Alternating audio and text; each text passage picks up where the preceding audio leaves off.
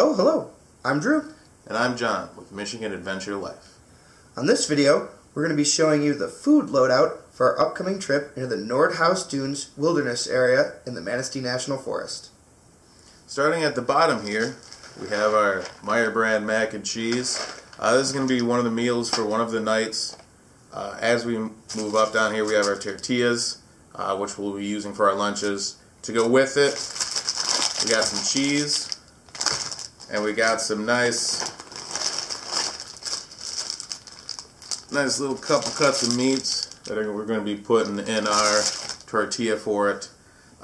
For one of the other dinners, we got some sausage and some just add water, some noodles and seasoning. Just give us a different option for our dinner. With a lot of our meals, we're going to be using some lard, either in the pan or whatever we need to make sure that it doesn't stick to everything. For breakfast, we're actually hiking out some farm fresh eggs. We have a friend with some chickens who gives us their eggs because if you get eggs fresh off the farm, they don't need to be refrigerated. You just need to make sure you wash them before you hike them out. It's really nice to be able to have fresh, warm, hard-boiled eggs or just fresh poached eggs in the morning over the titanium pan. We're also hiking out one of our favorites, Baby Bell cheeses. They come nicely pre-packaged. Their wax makes a fine fire starter, so there's not a ton of waste left over. Once again, for the third trip, I'm going to be carrying this cornbread muffin pouch. I'm going to see if I can finally get a chance to make it. This time we're going to try and make it. We're going to see if we can do it in this pie plate, which I think is also going to end up being for blueberry pancakes that we're going to try out in these shake and pour things. One of the nights we're going to be having steaks, and one of our favorite things to do with the steak is to just slice a half loaf of bread and plop the steak right on it and use it as a plate. So we had to make sure we had some nice hearty bread, keep some carbs in us, keep us warm.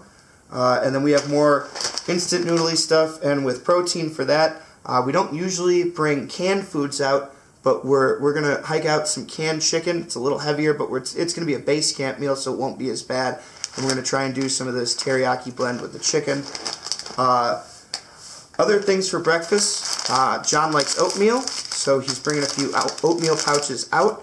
I don't care for oatmeal and its texture, so I'm just bringing these little pouches of mashed potatoes. We're also going to have hot cocoa for some warm beverages on those colder times when there's snow.